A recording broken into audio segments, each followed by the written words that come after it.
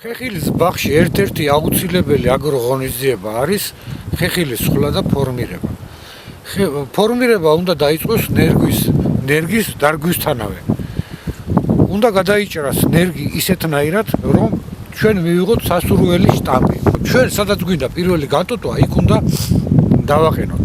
იმ შემთხვევაში, თუ არის ძალიან დიდი თოვლი მოსალოდნელი კლიმატური პირობები არის ისეთი, რომ თოვლი ძალიან დიდი საფარია, მაშინ ჩვენ უნდა შევეცადოთ, რომ მივცეთ რაც შეიძლება მაღალი შტამპი. ამისათვის ნერგი უნდა გადაიჭრას მაღალ სიმაღლეზე. იმავე წელს ამ გადანაჭერი ადგილის ქვემოდან წამოვა ტოტები, რომლებსაც უკვე უნდა მივცეთ მეორე წელს ფორმა. ეს არის უკვე 2 წლიანი ხე. აქ ვაგრძელებთ ჩვენ უკვე ფორმის მიცემას.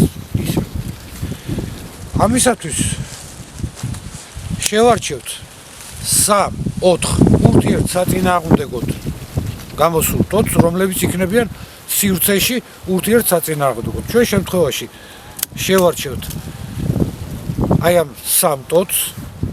შეიძლება ესეც მეოთხედ დავუმატოთ, დანარჩენებს ვაჭრით. ტოტს ჭრით აუცილებლად გარე კვირტზე, გარეთა კვირტზე, აი გარეთ გამოსულ კვირტზე, რომ გარეთ გაიზარდოს და არ ჩახშირდეს. საერთოდ სხლის და ფორმირების მიზანია, რომ მივცეთ დღეს სივრცეში ჰაერაციის და განათების უკეთესი პირობა. აი ჭრით გარეთა კვირტზე. დაახლოებით 1 სიმაღლეზე უნდა იყოს პირველი იარუსი გადაჭრილი. აი ეს ყველა ტოტი, აი ამას არ ჭრით, იმიტომ რომ დაბლაა. აი ასეთნაირად. რომელიც დაუტოვეთ დაახლოებით 80 სანტიმეტრზე. 70-80 სანტიმეტრზე ჭრით ტოტს. საგაისოთ უკვე აი ამ გადანაჭერი ადგილის ქვემოთ წამოიღებს ტოტებს, რომლებსაც ანალოგიურად გავსხლავთ როგორც ქვემოთ. მეორე იარუსს გავუშვებთ აქ 2 ტოტს, 2-3 ტოტს, აქ უფრო ნაკლები უნდა იყოს. შემდეგში შესაძლებელია უკვე მესამე იარუსი დაემატოს 1 ტოტი. ეს უკვე ფორმირებული სხმოიარე ხე 8 წლის ასაკის, რომელიც საჭიროებს ხოლმე ყოველწლიურ სხლას. სხლის მიზანია ამ შემთხვევაში, თუ ჩახშირებულია და ვატყობთ, რომ ზოგიერთი ტოტი უკვე კონკურენციაშია მეორე ტოტთან, ასეთ ტოტებს ვაჭრით. გარდა ამისა, ვამოკლებთ 1 წლიან ნაზარდებს იმ მიზნით, რომ ჩაისახოს რაც შეიძლება მეტი საყვავილი კვირტი. აი ჩვენ შემთხვევაში გვაქვს დაბალი შტამბი.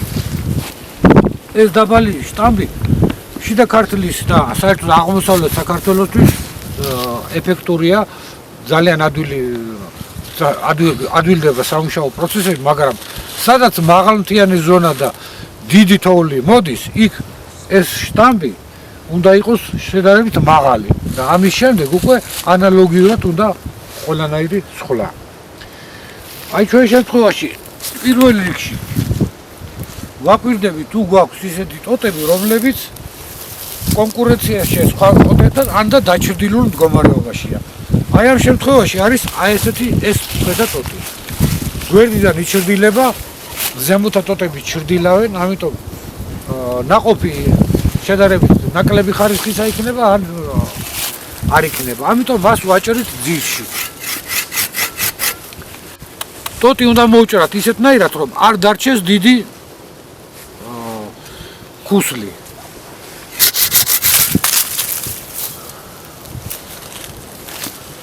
ამ შემთხვევაში ჩვენ სხვა ტოტი არ გვაქვს დიდი ტოტი მოსაჭრელი. ჩახშირებულია.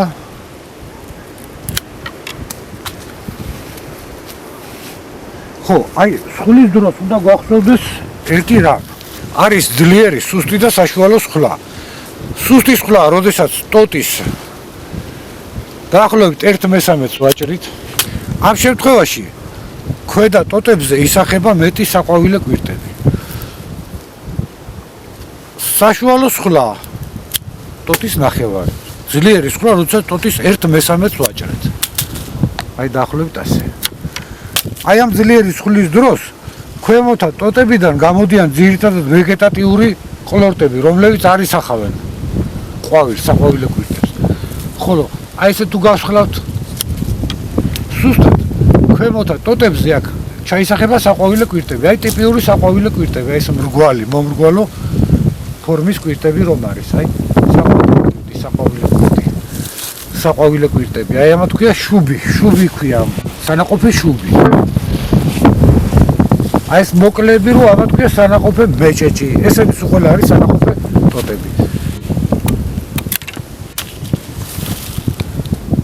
და გამოსხლა ძირითადად შიგნით მიმართული ტოტები, რომლებიც იზრდებიან ვარჯის შიგნით. აი ჩვენ შემთხვევაში აი ეს ტოტი უნდა გაისხლას და ესენი ცოტათი დამოკლდეს, რომ საგაისოთ აი აქ ჩაისახოს საყვავილე კვირტი. აი ამ შემთხვევაში შიგნით რომელიც იზრდება ეს ძლიერად უნდა დამოკლდეს.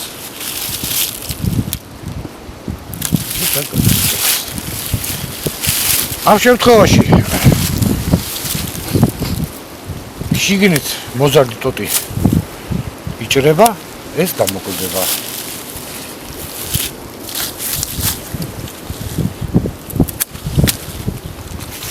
აკაც ამას ვამოკვლებთ.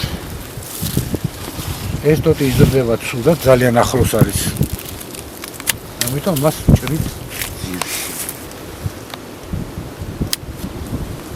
ამას დავამოკვლებთ.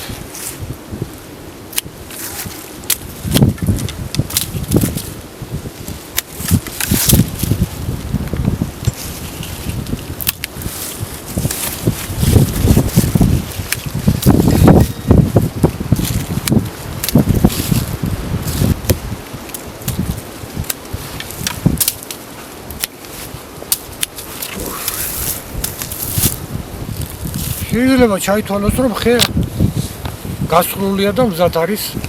ხის ხლის მთავარი მიზანი არის აერაციის და განათების ოპტიმალური პირობების შექმნა, კარგი პირობების შექმნა. ხლა შესაძლებელია ფოთოლცვენიდან მოყოლებული კვირტის გაღვიძებამდე მთელი ზამთრის განმავლობაში. აქ დროში შეზღუდული ეს არ არის.